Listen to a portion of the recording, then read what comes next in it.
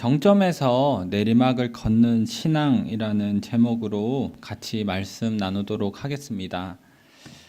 부모님이 자녀에게 용돈을 주면서 아껴 써라 라고 하는 말은 말 그대로 아껴 쓰라는 말이지 용돈을 쓰지 말라는 말은 아닙니다.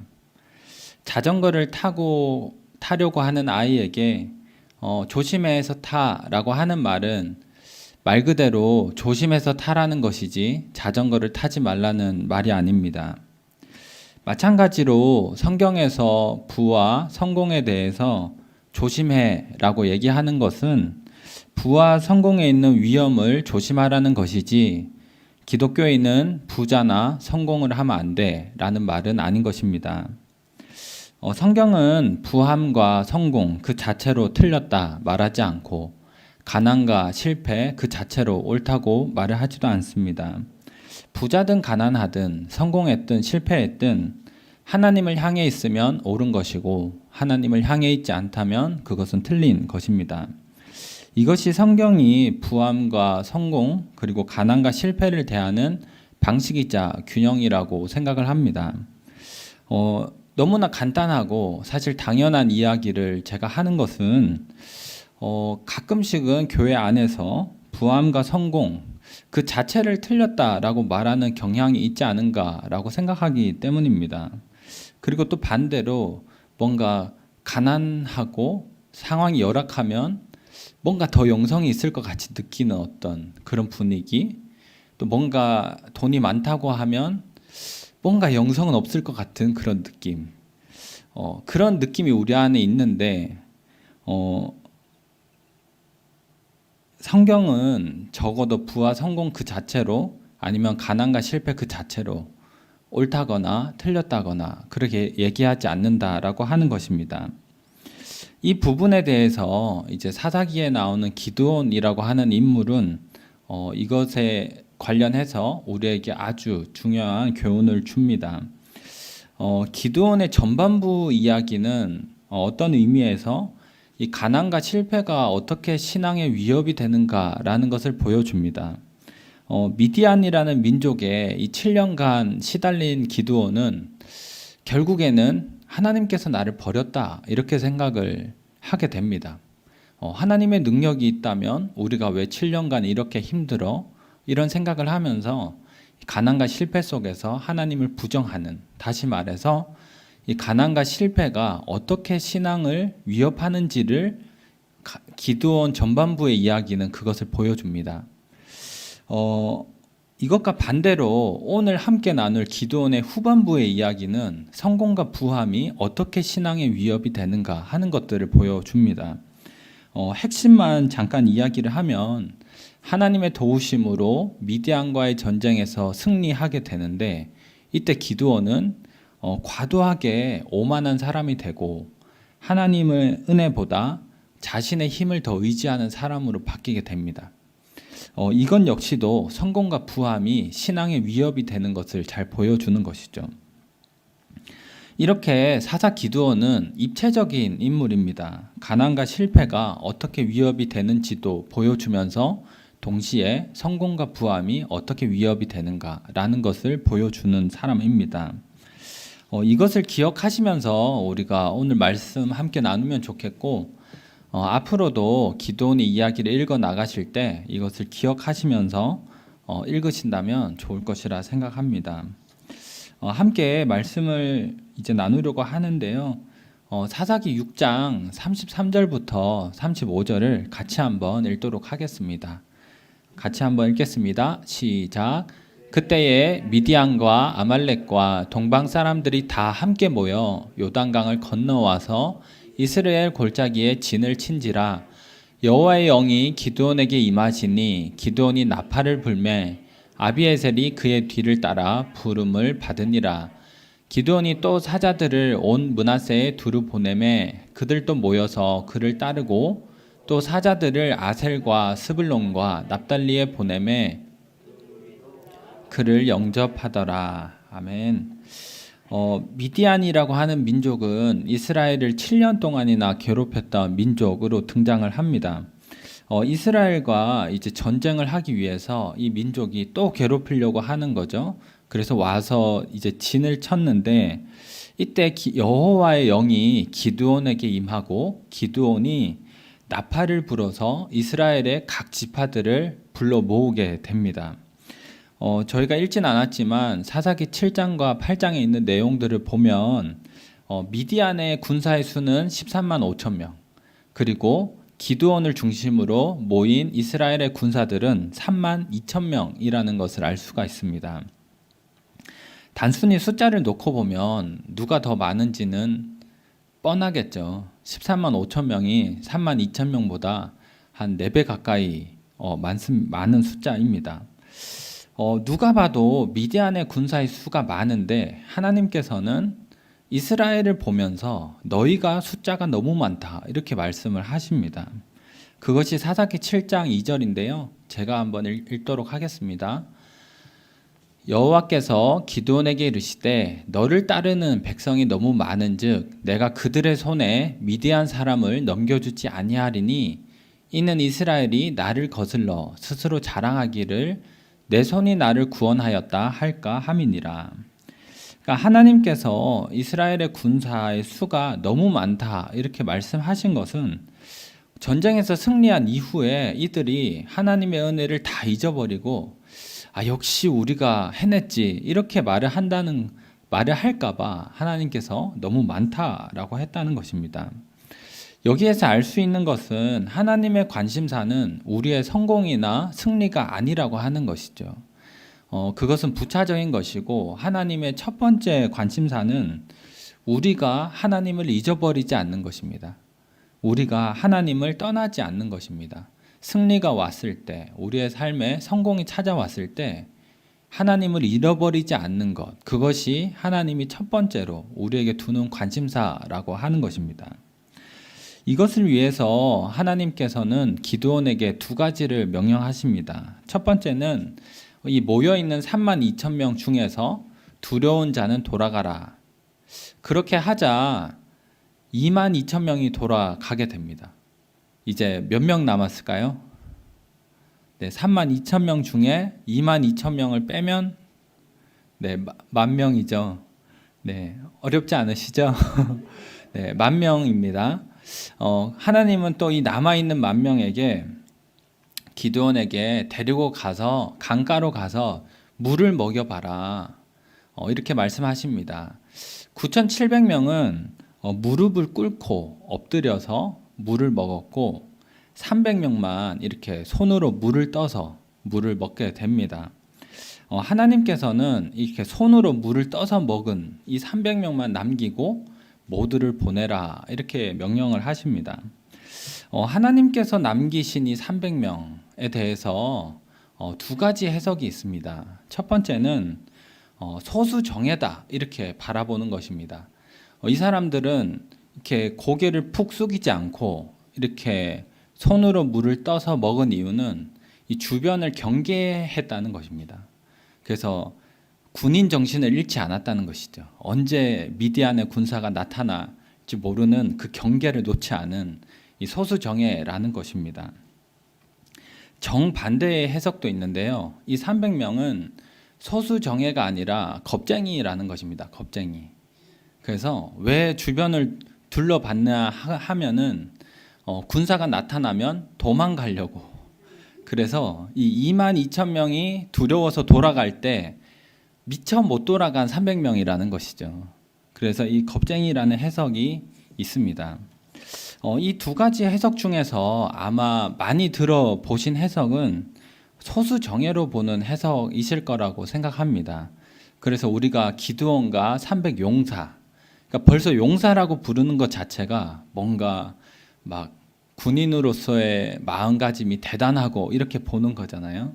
그래서 기드온과 300용사라든지 아니면 하나님이 사용하시는 300용사가 됩시다.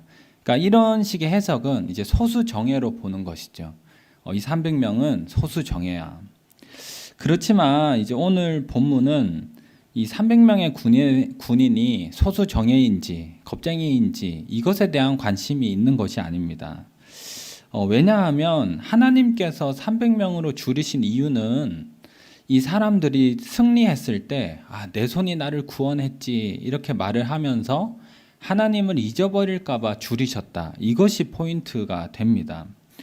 그래서 소수 정예여서 하나님이 300명을 뽑으신 것도 아니고, 그들이 겁쟁이여서 뽑으신 것도 아니라, 그냥 수가 많았기 때문에 그들이 자랑할까봐 숫자를 줄였다는 것이죠. 아마도 하나님께서는 이 10,000명 정도만 되어도 전쟁에서 승리했으면 이 사람들이 내 손이 나를 구원했다. 그러니까 13만 대 10,000명이면 13대 1이잖아요. 내가 13대 1로 했어. 이렇게 자랑하면서 하나님을 잊어버리고 하는 것들을 하나님은 이렇게 위험하다고 판단을 하셨던 것이죠.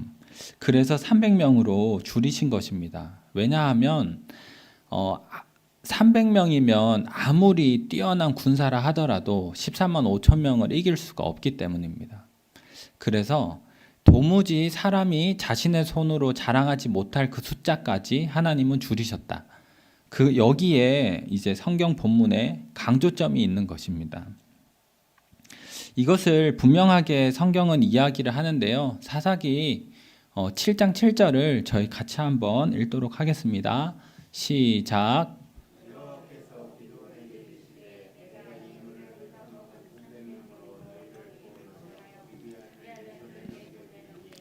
남은 백성은 각각 자기의 처소로 돌아갈 것이니라 하시니, 본문에 보면 내가의 포인트가 있죠. 하나님이 300명으로 미디안을 넘겨주겠다. 그러니까 하나님의 능력이면 할 수 있다라고 하는 것이 이 본문에 강조가 되어 있습니다. 그리고 7장 9절에도 보면 하나님께서 미디안을 내 손에 넘겨주었다. 또 7장 22절에서도 300명이 나팔을 불 때에 여호와께서 그 온 진영을 칼로 치게 하셨다. 그러니까 하나님께서 넘겨주셨다 하셨다. 그러니까 성경 본문이 강조를 계속하고 있는 것이죠. 이 300명으로 승리할 수 있는 이유는 하나님의 능력밖에 없다라는 것을 본문은 강조를 하고 있는 것입니다. 이것이 분명하다는 것을 성경은 이야기를 하는데, 근데 놀랍게도 이 상황에서 도무지 사람의 어떤 이 노력이 끼어들 것 같지 않는 이 순간인데, 기드온은 이 순간을 파고들어서 자신을 높이기 시작합니다.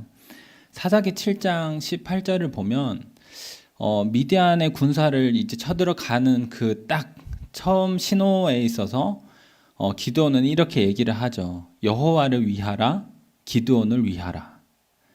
그러니까 하나님을 위하라는 것 뒤에 기드온을 딱 끼워 넣는 것입니다. 이뿐만 아니라 7장 21절을 보면 이것은 여호와의 칼이자 기드온의 칼이다. 그러니까 분명히 겉으로는 하나님을 말하고 하나님을 위하는데, 가만히 보면 기드온은 거기 뒤에 자신을 계속해서 집어넣고 있다고 하는 것이죠. 결국 기드온은 이 하나님의 은혜로 승리한 이 전쟁을 통해서 자신을 높이고, 그러다 보니까 결국에는 내가 이렇게 대단한 사람인가? 내가 남들보다 더 뛰어난 사람인가? 이런 오만한 생각을 하게 되는 사람으로 변하게 됩니다. 그것이 성경에서 3가지로 나타나는데요.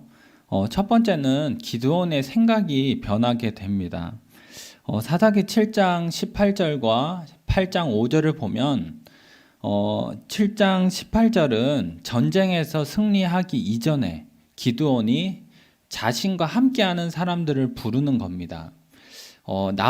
나를 따르는 자가 다 나팔을 불거든. 여기에서 나를 따르는 자는 직역을 하면 나와 함께 있는 자들입니다. 근데 8장 5절은 전쟁에서 승리한 이후에 자신들과 함께하는 사람들을 기드온이 부르는 건데요. 개역개정에서는 번역이 비슷해서 알아보긴 힘들지만 8장 5절에서 나를 따르는 백성을 직역하면 내 발밑에 있는 자들입니다.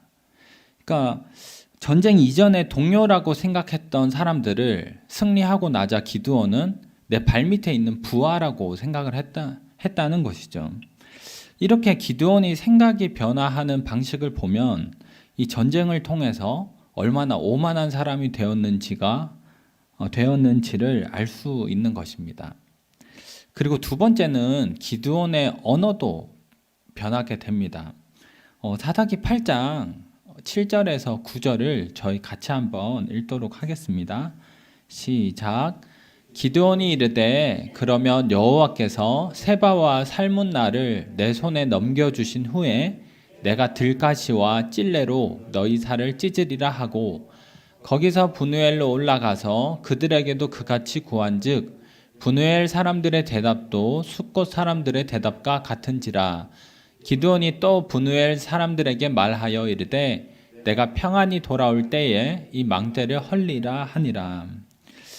전쟁에서 승리한 이후에 기드온은 좀 지쳐있는 군사들이지만 그래도 추격을 해야 된다라고 생각해서 이 지쳐있는 군사들을 데리고 미디안의 군사들을 추격하게 됩니다.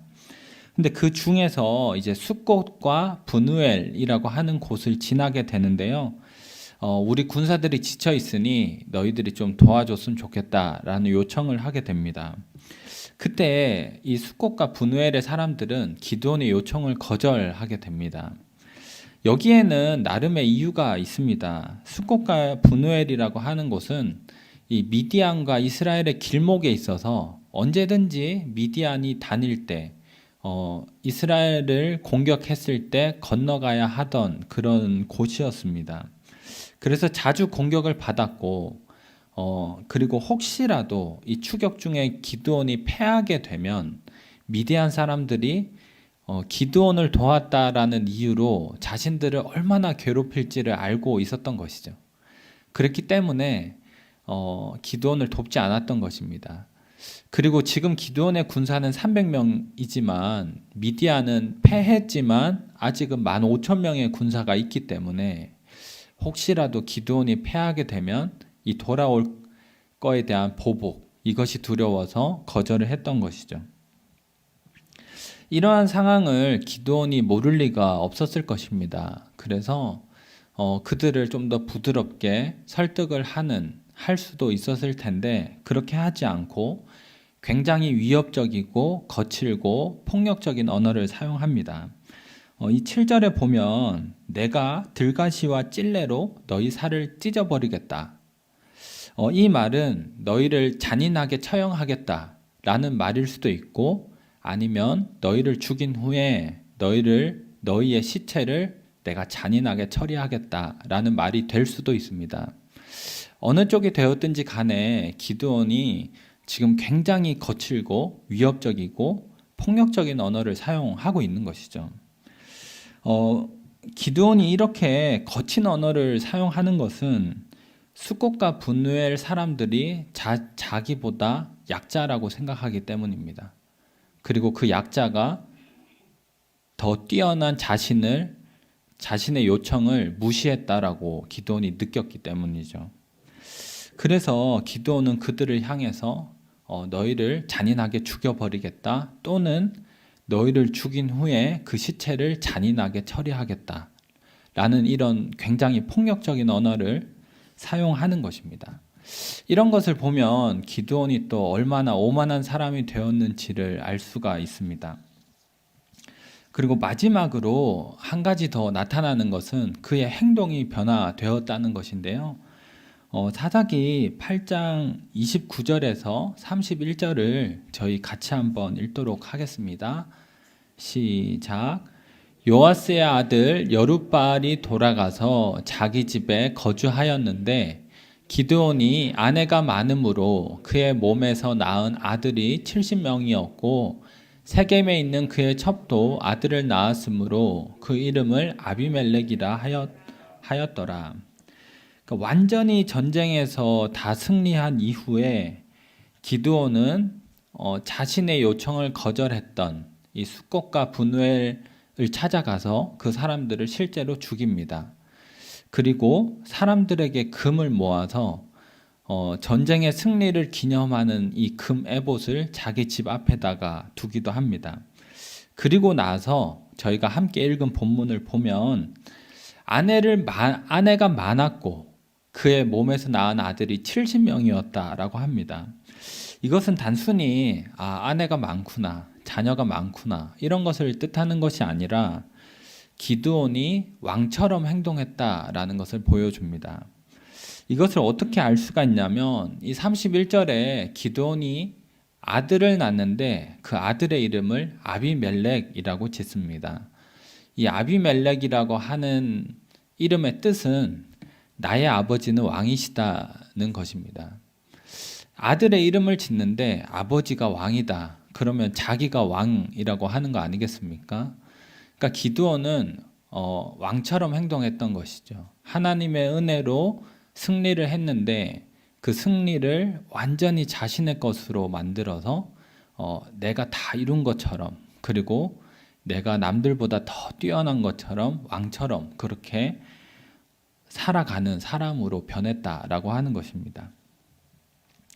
그랬기 때문에 막 사람들을 죽이기도 하고 거칠게 폭언을 쏟아붓기도 하는 거겠죠.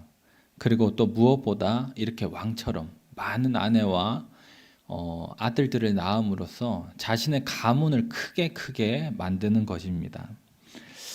이러한 기드온의 삶을 다 모아서 우리가 딱 하나의 교훈을 뽑아보자면 저는 이것이라고 생각합니다. 하나님을 잊어버린 성공과 승리는 사람을 오만하게 만들기에 충분하다는 것입니다. 하나님의 은혜를 잊어버린 기드온, 도무지 어떻게 하나님의 아니면 설명할 수 없을 것 같은 그 전쟁에서조차 자신의 이름을 집어넣고 자신의 모든 것을 해낸 것처럼 그렇게 기드온은 살아가죠. 그 결과 자신은 남들보다 대단한 사람이 된 것처럼 행동을 하죠. 왕이라고까지 여기기 시작합니다.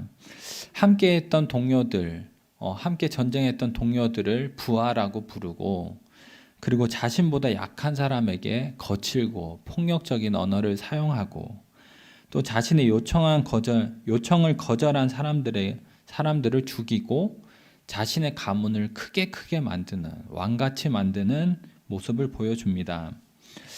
오늘날에도 아마 크게 다르지 않을 거라고 생각합니다. 하나님의 은혜를 모르는 사람이 성공을 하게 되면 내가 정말 힘들게 이 두 손으로 해냈어 이런 생각을 하지 않겠습니까? 이것은 결국에 자신이 기준이 되어서 나보다 못하면, 나보다 능력이 없으면, 나보다 가진 것이 없으면 저 사람은 좀 이래저래 이렇게 판단하게 되는 그런 것들이 생긴다라고 하는 것입니다. 자신을 남들보다 더 우월하게 생각하고 자신보다 열등하게 여겨지는 사람들에게는 말을 함부로 내뱉고 또 남들에게 피해를 주고 내가 가진 것을 움켜쥐어서 놓지 않으려고 하는 이 행동의 변화로 나타나게 된다는 것입니다.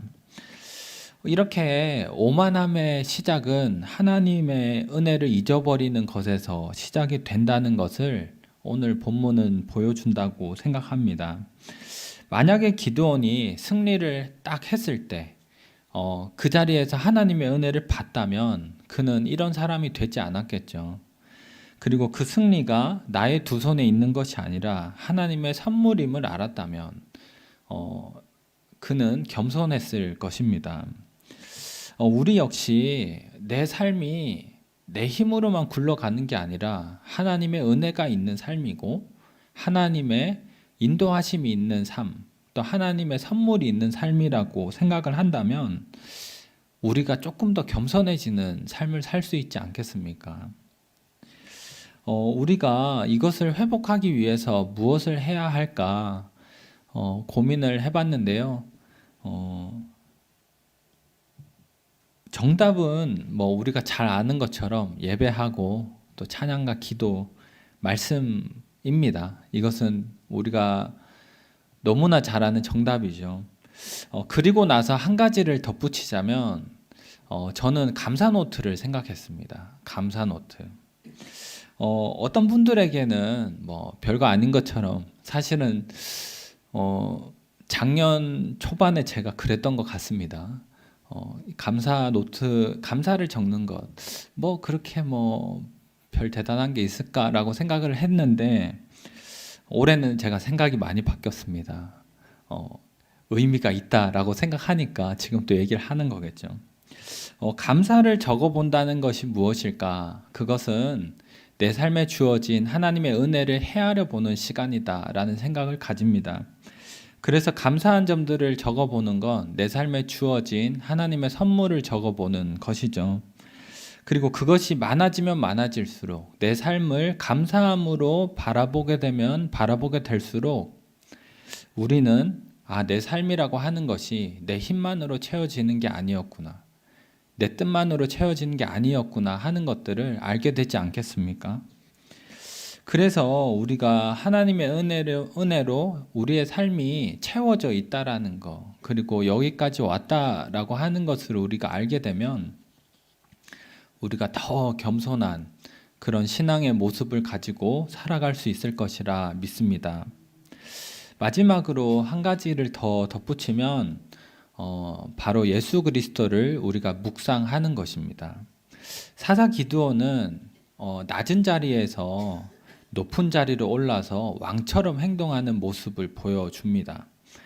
근데 반면에 우리의 진정한 왕이신 예수 그리스도는 가장 높은 자리에서 가장 낮은 자리로 내려가셔서 행동하시는 모습을 보여주시죠. 빌립보서 2장 5절에서 8절은 이렇게 이야기하는데 저희 같이 한번 읽도록 하겠습니다. 시작.